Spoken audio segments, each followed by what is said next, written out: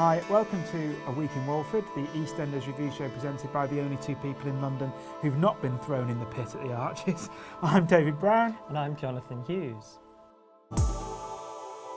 This week's headlines: Sharongate 2018. Rainie gets the runs. And Ted's treasure hunt. Okay, well, Sharon definitely knew what she was doing with that plunger this week, didn't she? I wondered what she was about to do with that plunger. She was really getting in there, wasn't she? Yeah. It was as camp as Christmas, I thought. I mean, she was plunging over the sink and Keanu was lying underneath it. Yes, he was. It couldn't have got any more suggestive. Well, as Sharon herself said, "Oh, it's like one of those 70s films. Confessions of a Housewife and a Handyman." It literally was. Like, look up Robin Asquith if you've never heard of him. It basically was like a saucy, "Oh, the sink's blocked. Yeah. I'll get my top off." Yeah, you have been watching underneath Sharon holding the plunger. Yeah, that is. And not only the plunger, she really went for that crowbar as well. Yeah, very phallic all round, really, wasn't it? I think she was one story beat of having a Calippo and looking at Keanu suggestively, but there you go. Maybe that'll be next time. Unsheathing her Calippo.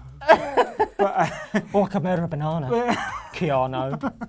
But this is basically Sharongate, you know, the retooled, isn't it? It's retooled, and everyone swapped roles apart from Sharon, who was still the object of desire, just with bigger hair and more fake tan and a few more years under her belt. But still able to run in heels and in a short skirt.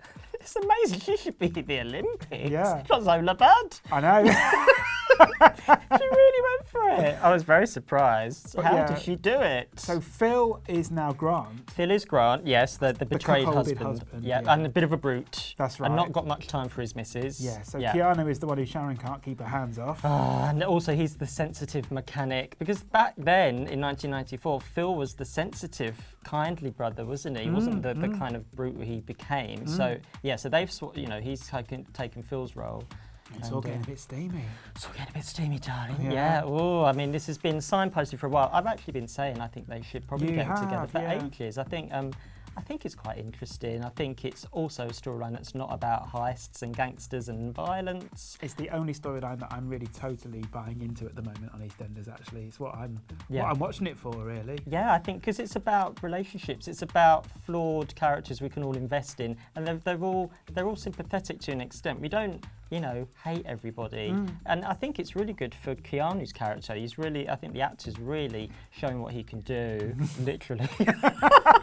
Or who he can do. Yeah, showing off all his assets. Oh, we're seeing a lot of Keanu this week. Yeah. But I did... and little Denny's at the nucleus of it all, really, isn't he? Because he is, yeah. Every Friday now we seem to have a scene where Denny is kind of being manhandled and beaten up. Last week, all those thugs stood in a line while Phil... beat them all. Yeah. So Physical Friday this week, when Mitchell goes mad, saw Sharon with the aforementioned crowbar running in heels, going like the full. It was like Sarah Connor, like the protective mum, like protective, but yet she seems to hate Dennis at the same time. She was really horrible about her own son. Yeah. She called him at various points obnoxious. Yeah. Spoilt. A little sod. Yeah. Bit harsh for pre-Watershed. Yeah. Nasty. But maybe she just wanted to leave him in. I know. Leave him in that car. Goodness knows what she writes in his birthday cards. Anyway. Happy birthday. Lost. So from one storyline that we loved to another that kind of borderline ridiculous, which was Rainie's. You have been watching. Yeah, exactly. Yeah. Rainie's laxative drama, which is, poor Tanya Franks, who we know has so much to offer, had to spend the whole week walking around going, ooh, clutching her bottom. Not the best they could do for her. What was all that about? Yeah. It was a little bit pranky, wasn't it? It was. And poor Tanya Franks, but well done for selling it. I think. But then it went from bowels to passion. Yeah. What should have happened though is that when over the desk at the end. Oh, when they swept all the office. They all got passionate. Yeah. They should have just let out a little trump. Just to kind of put. Yeah. Matt's going. What was that? What are you doing? Yeah. We have some actives. What? I'm trying to get it on. Get it all fine. So. They so should have done that. I've got no sympathy for Max as well. The permanently priapic Max in that, you know, he's gone to the whole extent of coming up with this big scheme with Rainie to get custody of Abby. Yeah. And now suddenly he's on a dating website in full view of social services, should they choose to look. Yes, And which they will, I imagine. Perhaps he's got an assumed name on there. Oh, a fake name? Yeah. What does he call it? I think, I don't know, he's a bit thick, isn't he? Just called Brax Manning or something. Yeah. Do you want me out of crack? Oh, well, Brax Manning, pleased to meet you. So that'll be... That's ridiculous.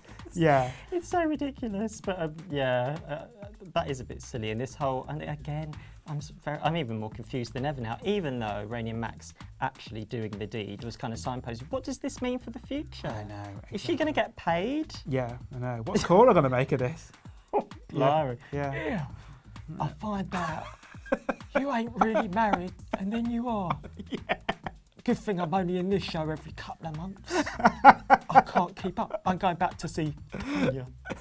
Yeah, good old Tanya. Never Tanya. seen. Never to be seen again. No, Anyway, apparently not. Another bit of summer madness that we had this week was Ted Murray's treasure hunt, which was Ted being given clues left for him by his formerly Mardy wife, Joyce. Yeah, who was really moody and barely had any storylines, and No. I never saw smile. Well, apparently she was the life and soul of Christmas, according to Ted. Oh my God, she loved it. Oh, board games? No, charades, parlour games at Yeah. Christmas. This wasn't the Joyce we knew. This was not the Joyce we knew. This kind of is a bit of a theme, because when Joyce died a few months ago, do you remember there was all this stuff about, and again, she barely had any plots. All the locals were going, oh, we miss Joyce. She was always sewing up my trousers. Yeah. She was always fixing my hems. What I think that this is kind of a big elaborate con, and that we haven't actually met the real Joyce yet. I think that the Joyce Murray we thought we knew was fake Joyce. Fake Joyce. So Ted's remembering his real wife, who at some point was swapped. Yes, that's right. With a really mardy old lady. Yeah, so I think the end of this treasure hunt, I'm back. It'll be this really vivacious Joyce who we've never seen before. Like an 80-year-old with like big blonde beehive and like big feather boa. Hello, darling. Yeah. It's me. You doing parlour games? That will be it. Oh my gosh, that's where this is heading. Yeah, exactly. So, you know, we're off to a casting session now to find out who could play Joyce. Who do you think? I'm just going to get on the phone to Leslie Joseph's agent. Yes. I think she'd be perfect. We'll be back with another week in Walford.